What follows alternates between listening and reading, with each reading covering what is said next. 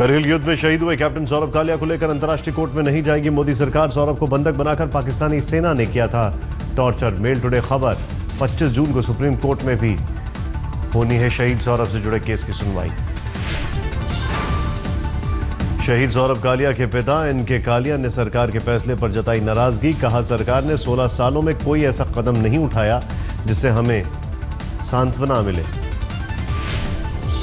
N K Kaliya ने आज तक से बातचीत में कहा, तत्कालीन सरकार ने अंतर्राष्ट्रीय कोर्ट जाने और इंसाफ दिलाने का भरोसा दिया था।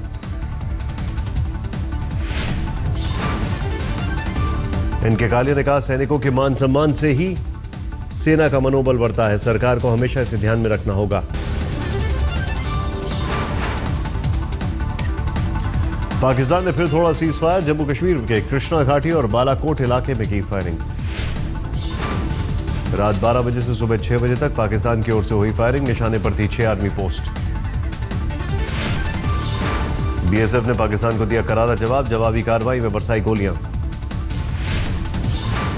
कल विदेश मंत्री सुषमा स्वराज ने पाकिस्तान को किया था आगाह। कहा, सरहद पर पाकिस्तान की ओर से की गई गोलीबारी तो रक्षा मंत्री उठा सकते हैं कड़े कदम। अब अगर सीमा पर गोलाबारी हो रही है, आपने रक्षा मंत्री को देश की सुरक्षा की जिम्मेदारी दी है, वो किसी भी कीमत पर उनको सुरक्षा करनी है, इसलिए वो वैसा ही बयान देंगे।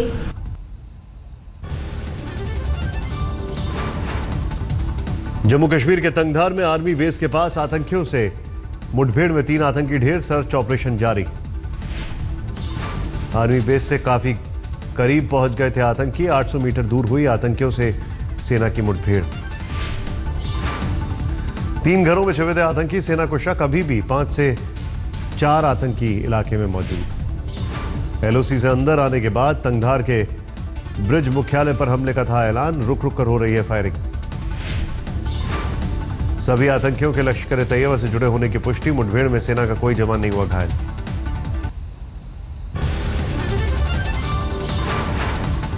अलगाववादी नेता सैयद अली शाह गिलानी ने एक बार फिर दिखाई पाकिस्तान भक्ति।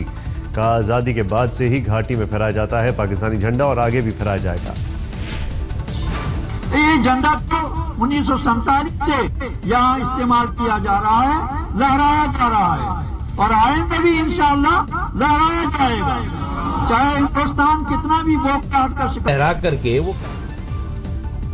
इजराइल के दौरे पर जाएंगे प्रधानमंत्री नरेंद्र मोदी। विदेश मंत्री सुषमा स्वराज ने किया ऐलान। पीएम के दौरे की तारीख अभी नहीं है तय। इजराइल जाने वाले पहले भारतीय पीएम होंगे मोदी। रविवार की देर रात स्वीडन पहुंचे राष्ट्रपति प्रणब मुखर्जी। स्टॉकहोम में राष्ट्रपति का भव्य स्वागत। स्वीडन के बाद बेलारूस जाएंगे राष्ट्रपति प्रणब मुखर्जी। शिक्षा और उद्योग के क्षेत्र में कई समझौते की उम्मीद।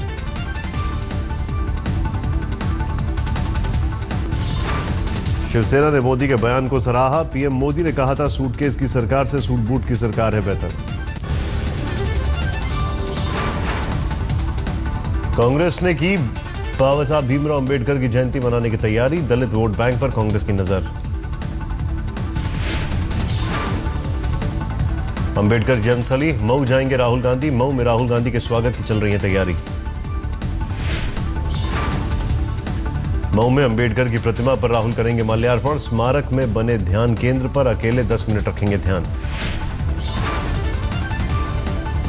राहुल गांधी के कार्यक्रम की वजह से स्मारक स्थल पर एसपीजी का कब्जा। आम लोगों को हो रही है परेशानी। स्मारक की देखभाल करने वाली संस्था भी नाराज। भोपाल में एनएसयूआई कार्यकर्ताओं का स्मृति ईरानी के खिलाफ प्रदर्शन। यज्ञ कर किया विरोध।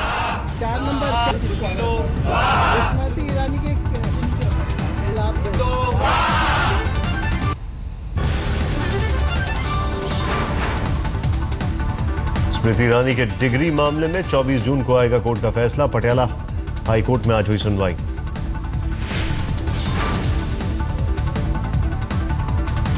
मोदी सरकार के 1 साल के कार्यकाल पर बोले लालू प्रसाद यादव। हर मोर्चे पर नरेंद्र मोदी सरकार रही है fail.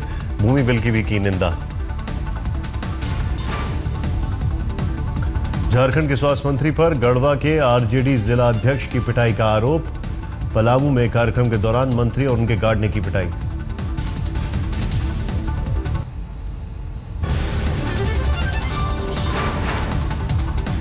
Jindal coal block case में जज ने लगाई बचाव पक्ष के जूनियर वकील को फटकार। सीधे जज से संपर्क करने पर लगाई लताड़।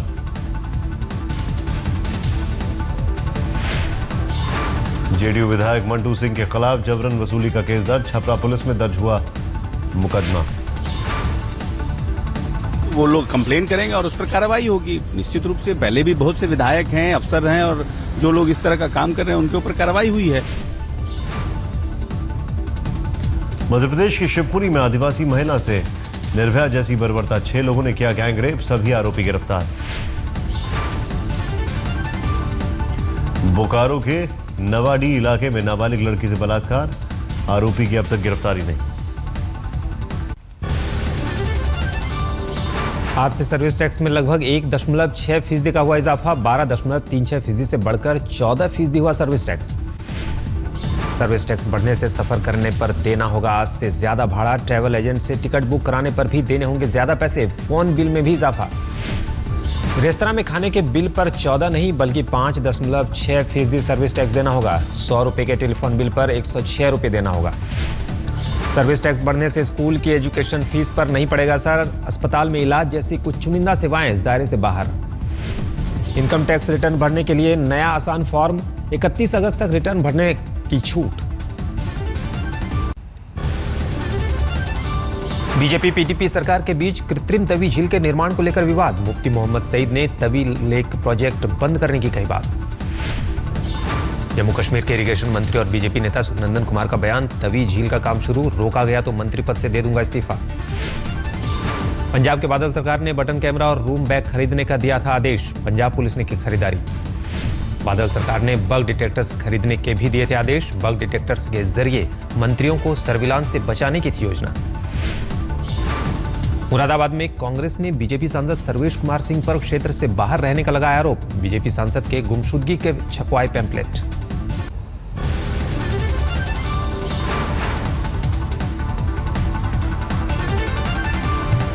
सोनिया से मिले बिहार कांग्रेस अध्यक्ष अशोक चौधरी, नीतीश को सीएम उम्मीदवार बनाने की वकालत की।